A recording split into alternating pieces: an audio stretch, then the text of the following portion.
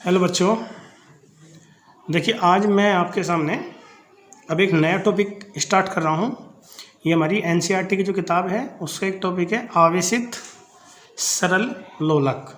ठीक है, हम लोग जो है सरल लोलक करके एक टॉपिक 11th क्लास में पढ़ चुके हैं। तो आज हम पढ़ेंगे आवेशित सरल लोलक, यानी कि जो हमारा सरल लोलक है उसका जो बोब है, अगर हम उसे पॉजिटिव या नेगेटिव चार्ज दे देते हैं और उसके बाद उसे किसी इलेक्ट्रिक फील्ड के अंदर ले जाते हैं तो उसका जो टाइम पीरियड होता है उस पर क्या इफेक्ट पड़ता है। ठीक है, तो बेटा आप देखिए, सबसे पहले डिस्कस करते हैं सिंपल पेंडुलम यानी कि सरल लोलक क्या है। तो सिंपल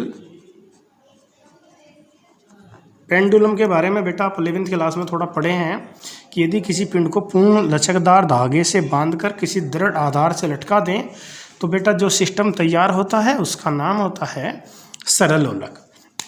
अब आप देखिए, यहाँ पे एक L लंबाई की डोरी है, हमने एक पिंड को उसे बांध लिया और यहाँ पे उसे किसी दृढ़ आधार से बांध दिया। अब आप इस पर अगर इस तरीके से फोर्स लगाते हैं, मान लीजिए इस तरीके से आपने इसका फोर्स लगाया तो देखिए या तो ये पिंड इधर को जाएगा, अगर आपने इधर से लगा दिया तो इधर को जाएगा। चलिए आपने इस पिंड को धकेल दिया और ये चीज़ ऐसे चली गई। ऐसे जाने के बाद बेटा, ठीक है, इसको मैं पूरा डिस्क्राइब नहीं कर रहा, आप लोग जानते हैं यहाँ पे इसका mg वगैरह सब ले लिया जाएगा। फिलहाल में तो मुझे दूसरे केस डिस्कस करने हैं तो इसके बारे में मैं थोड़ा सा आपको बता देता हूँ। इसका जो टाइम पीरियड होता है, यानी कि यहाँ जाना, यहाँ आना, फिर यहाँ जाना, फिर यहाँ वापस आना, उसमें जो समय लगता है उसे कहते हैं टाइम पीरियड। तो जो टाइम पीरियड होता है उसका फार्मूला होता है T बराबर 2 पाई रूट के अंदर L/G। अब ये जो T है ये दो बातों पर निर्भर करता है, एक तो L पे और एक G पे। यानी कि अगर मान लीजिए आप इसका L का मान बढ़ाते हैं तो T का मान बढ़ जाएगा, और अगर आप G का मान बढ़ाते हैं तो T का मान घट जाएगा। तो यहाँ से आप समझ सकते हैं कि जो T है वो डिपेंड करता है एक तो रूट L पे और दूसरा इनवर्स प्रोपोर्शनल टू होता है रूट G के। यानी कि जब G का मान बढ़ेगा तो T समझ जाइए घटेगा। अब देखिए, मैं जिन केस को आपके सामने डिस्कस करने जा रहा हूँ उनमें से मैं पहला केस ले रहा हूँ बेटा। देखिए, ये ध्यान से सुनिए बेटा, हमारे पास ये एक जो बोब है इसे हमने दे दिया पॉजिटिव क्यू चार्ज, इसका मास m है, हमने इसे पॉजिटिव क्यू चार्ज दे दिया और हमने इस सारे सिस्टम को एक ऐसे इलेक्ट्रिक फील्ड में रखा है जिसकी डायरेक्शन लेफ्ट टू राइट है, जैसा कि आप यहाँ देख सकते हैं। यानी कि इलेक्ट्रिक फील्ड इस डायरेक्शन में है, ये ध्यान दीजिए। अब आपने सब फोर्स लगाया, फोर्स लगाने के बाद देखिए, ठीक है, जो फोर्स लगाया क्योंकि ये इलेक्ट्रिक फील्ड के अंदर रखा है, थोड़ा महसूस कीजिए इलेक्ट्रिक फील्ड के अंदर जो फोर्स लगता है, अगर कोई पॉजिटिव चार्ज होता है और इलेक्ट्रिक फील्ड इस डायरेक्शन में है तो जो इस क्यू आवेश का फोर्स लगेगा वो इसी डायरेक्शन में फोर्स लगेगा। तो इसका मतलब जो इलेक्ट्रिक फील्ड के द्वारा इसका फोर्स लग रहा होगा, ठीक है, वो इसे इस डायरेक्शन में ले जाने का प्रयास करेगा। ठीक है, आपने कुछ फोर्स तो अपने आप दिया, कुछ इलेक्ट्रिक फील्ड ने इसका फोर्स लगाने के बाद ये इधर को गया। तो यहाँ देखिए, यहाँ मान लीजिए पहुँच गया, हम बात करते हैं यहाँ ये O डैश पर पहुँच गया। तो O डैश पे देखिए जो इसका फोर्स इलेक्ट्रिक फील्ड के द्वारा इस पर लगा है E इंटू क्यू, वो इस डायरेक्शन में लगेगा, लेकिन इसका जो भार mg है वो इस डायरेक्शन में गया हुआ है mg। तो फाइनली इन दोनों का जो नेट फोर्स बनेगा वो इसके विपरीत में जो टेंशन है उसका काम करेगा, यानी कि इसके विपरीत में जो T है उसका काम करेगा। T यहाँ पर टेंशन है जो इसमें तनाव होगा डोरी में। तो फाइनली आप समझ सकते हैं कि ये जो वैल्यू है ये इन दोनों के जोड़ के बराबर होगी।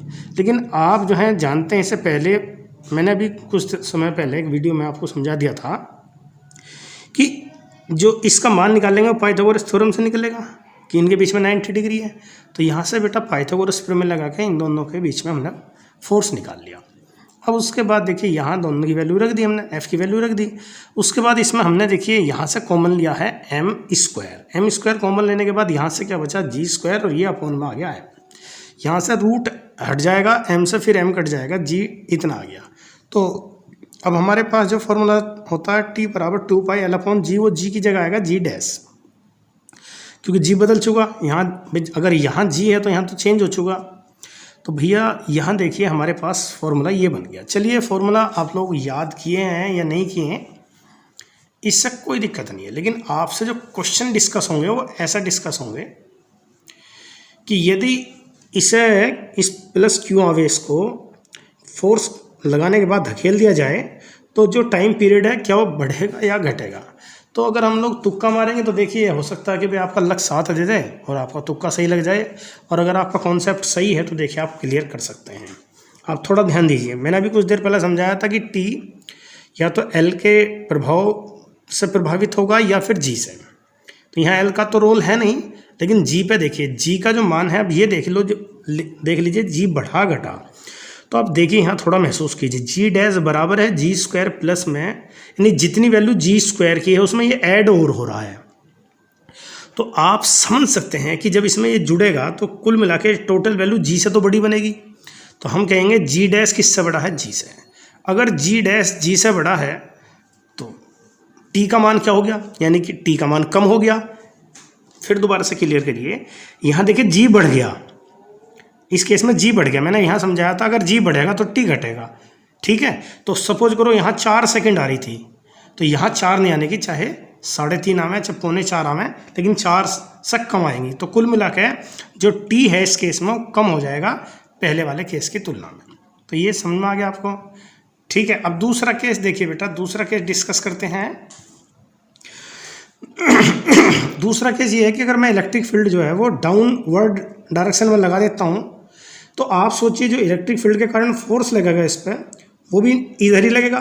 तो इस पर 2 फोर्स लग गए, एक तो खुद mg, दूसरा एक फोर्स लगा यहाँ पे इलेक्ट्रिक फील्ड के कारण जो होता है E × Q।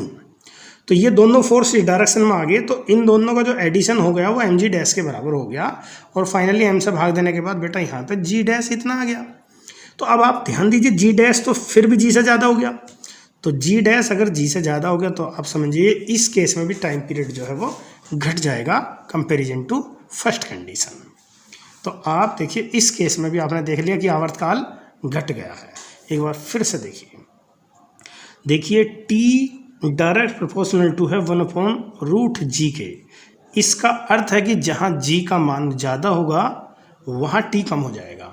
अब आप यहाँ देखिए एक बार देखिए इस पद को, जी डैश बराबर है जी प्लस ई क्यू बटे एम। आप महसूस कर सकते हैं बेटा जी में ये वैल्यू ऐड होगी, तो डेफिनेटली जी डैश तो जी से तो बड़ा हो गया, क्योंकि आप सोचिए ये इन दोनों के जोड़ के बराबर है, तो इससे तो ज़्यादा होगा ही होगा। तो अगर जी डैश बढ़ गया तो टी का मान बेटा घट गया। अब मैं आपके सामने एक केस और डिस्कस करता हूँ बेटा, कि अगर मैं इलेक्ट्रिक फील्ड जो है वो ऊपर की डायरेक्शन में लगा दूँ, यानी कि अपवर्ड लगा दूँ, तो यहाँ बेटा जो आपने आवेश मानना है वो पॉजिटिव मानना है। और पॉजिटिव आवेश पर हम लोग बता चुके हैं आपको कि जो फोर्स लगता है उसकी डायरेक्शन बेटा उस तरफ होती है जिधर इलेक्ट्रिक फील्ड। तो इसका अर्थ हुआ यहाँ एफ इस डायरेक्शन में हो गया जो इलेक्ट्रिक फील्ड के कारण फोर्स लगेगा, और mg डाउनवर्ड हो गया। तो फाइनली बेटा इसमें से इसे घटाने के बाद जो आएगा वो आएगा mg डैश, m से भाग देने के बाद बेटे इतना आ जाएगा। तो आप देखिए g डैश अब की बार g माइनस इतना है, यानी कि g में से कुछ कम हो रहा है, तो आप समझ सकते हैं कि अब की बार g डैश जो है वो कम हो चुका है g से। तो अगर g डैश कम हो चुका है तो t बढ़ जाएगा। तो इस केस में बेटा ये जो टाइम पीरियड है ज़्यादा आएगा, ठीक है, यानी ऐसा जाएगा ऐसा आएगा, उस केस उसमें जो है समय हमें ज़्यादा लगेगा इस कंडीशन की तुलना में, ठीक है। तो हमसे बेटा ये 3 केस हैं, इनमें से कभी कभी कंपटीशन में एक क्वेश्चन पूछ लिया जाता है। और बेटा देखिए फिजिक्स जो है केवल डेरिवेशन करने से या केवल आप लोग जो है कुछ डेफिनेशन याद करने से या पर्टिकुलर किसी किताब के न्यूमेरिकल करने से नहीं हो पाती बेटा, ये ध्यान रखिए। फिजिक्स का पेपर अब उस लेवल का नहीं आता जिस लेवल की हम लोग तैयारी करते हैं। फिजिक्स का पेपर उस लेवल से बहुत ऊपर आता है, वो कुछ भी क्वेश्चन उठा लेता है। और यही नहीं कि भाई एनसीईआरटी में से क्वेश्चन उठाना उसे, वो कहीं से भी ले आता है, वो देखता है बच्चे का कंसेप्ट क्लियर है नहीं। अभी पिछले 3 साल से पेपर बहुत अजीब गरीब आए हैं, आप लोग तैयार करते हैं कुछ और पता चलता है कि फिजिक्स का पेपर तैयार बहुत टफ आया, और टफ नहीं होता, आप लोगों को याद कम होता है, और आप लोग जो हैं अपनी जो कमी है वो छुपा देते हैं, कहते हैं पेपर तो बहुत टफ आया। देखिए पेपर टफ कभी भी नहीं बन सकता अगर आप एक सॉलिड तैयारी से जाएंगे, तो आप हमेशा एक सॉलिड पेपर तैयार करेंगे और एक पेपर आपका बहुत टॉप क्लास का पेपर होगा, ठीक है। अब मैं आपके सामने जो है मतलब एक नया टॉपिक लूँगा, इसके बाद इस टॉपिक को अच्छे ढंग से देख के अच्छे तरीके से तैयार करेंगे, ठीक है। और अब हम देखेंगे एक नया टॉपिक। ओके बेटा, थैंक यू वेरी मच।